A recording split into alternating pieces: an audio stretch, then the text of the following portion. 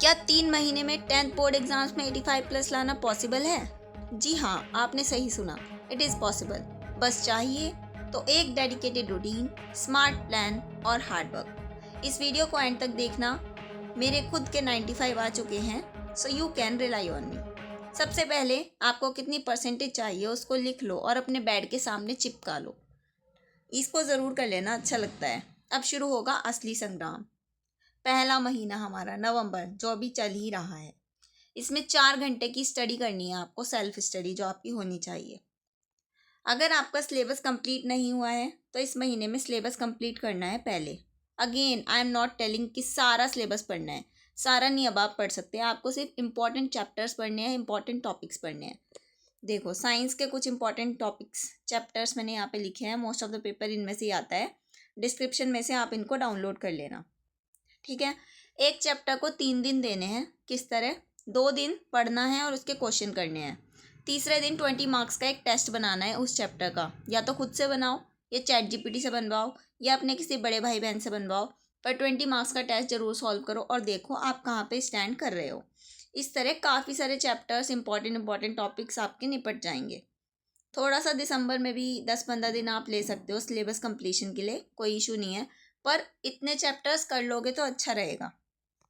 Next month हम आता है दिसंबर। इसमें भी वही 4 घंटे की डेली स्टडी। इसको बोलेंगे PYQs month. PYQ most important role play करते हैं हमारे बोर्ड एग्जाम्स में। एटलीस्ट 5 ईयर्स के आपको पीवाईक्यू हर एक सब्जेक्ट के प्रैक्टिस करने हैं, इंक्लूडिंग हिंदी एंड इंग्लिश, क्योंकि हिंदी और इंग्लिश को सब बच्चे नेगलेक्ट करते हैं ज़्यादातर। पर आपको देखना, हिंदी और इंग्लिश ही वो सब्जेक्ट हैं जो आपकी परसेंटेज को इंक्रीज़ कर सकते हैं, क्योंकि इनमें कम मेहनत से मार्क्स ज़्यादा हमारे गेन हो जाते हैं। तो हिंदी और इंग्लिश के भी पीवाईक्यू प्रैक्टिस करेंगे। 5-5 साल के हर एक सब्जेक्ट के पीवाईक्यूज प्रैक्टिस करने हैं। उनमें जो इंपॉर्टेंट टॉपिक्स हैं उनको हाईलाइट करके उनको और ज़्यादा ढंग से पढ़ना है। तो इस तरह से पीवाईक्यूज हमारे निमट जाएंगे दिसंबर में। दिसंबर के बाद मंथ 3 हमारा आएगा जनवरी, द मोस्ट क्रूशियल मंथ, क्योंकि फरवरी में तो एग्ज़ाम हो जाएंगे। इसमें देखो क्या करेंगे। 2 मॉक टेस्ट हर सब्जेक्ट के, 3 घंटे की सिटिंग के साथ। 3 घंटे का बोर्ड का एग्ज़ाम होता है। जो भी बोर्ड एग्ज़ाम का टाइम है, आपको 3 घंटे बैठना है। मान लो आज आपने साइंस लिया, साइंस का पूरा मॉक टेस्ट सॉल्व किया, एक पूरा 3 घंटे उसी हिसाब से। फिर उसकी जो चेकिंग करोगे ना, वो भी बोर्ड मार्किंग के हिसाब से करनी है। बोर्ड में कैसी मार्किंग होती है? Step marking. फॉर्मूला लिखने का 1 नंबर, फिर सॉल्व करने का 1 नंबर, फिर एक्सप्रेस करने का 1 नंबर। तो उस तरह से बोर्ड मार्किंग के हिसाब से आप अपना पेपर चेक करेंगे, या किसी भी अपने आसपास अपने किसी बड़े से चेक करवाएंगे।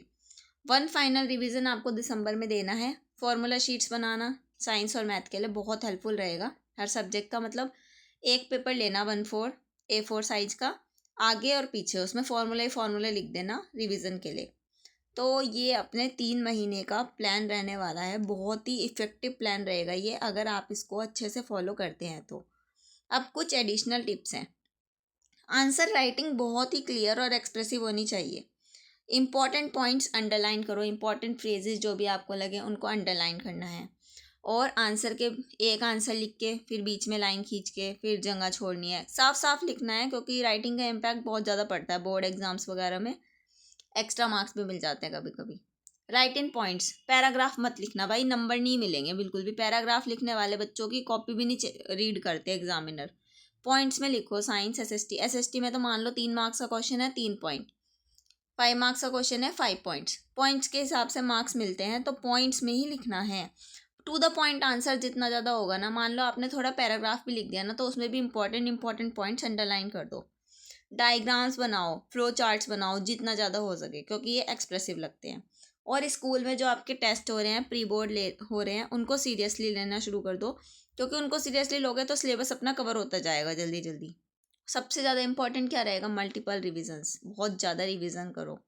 जो मतलब कि ऐसा है कि ज़्यादा मत पढ़ो अब इस टाइम पे, कम पढ़ो, पर उसको बार बार पढ़ो, कि अगर उसमें से कुछ आए तो आप मिस मत करो। अब कम का मतलब ये भी नहीं है कि 1-2 चैप्टर पढ़ के बैठ रहे हो। कम से कम जो मोस्ट इंपॉर्टेंट है ना, उनको तो ज़रूर करना। और एनसीईआरटी पे ही स्टिक रहो। 10th में कुछ साइड बुक वगैरह की इतनी नीड नहीं होती, सिर्फ एनसीईआरटी से ही 95 प्लस आराम से आ जाते हैं। तो एनसीईआरटी पे स्टिक रहो बस। Now you are ready to rock the board exams. क्या चाहिए? बस शिद्दत और मेहनत। सच में अगर शिद्दत से मेहनत करोगे तो 90% कोई टफ चीज़ नहीं है। आराम से ले आओगे, 80+ से ऊपर तो आराम से ले आओगे। आज के टाइम में तो बच्चों के 99% आ रहे हैं, अब तो 95% वाले भी कुछ नहीं रहे हैं।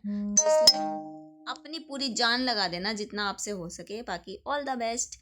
और नेक्स्ट वीडियो किस टॉपिक पे चाहिए आप लोग कमेंट करके बताना, मैं उसी टॉपिक पे नेक्स्ट वीडियो लेके आऊँगी। Bye bye, will meet you in the next video.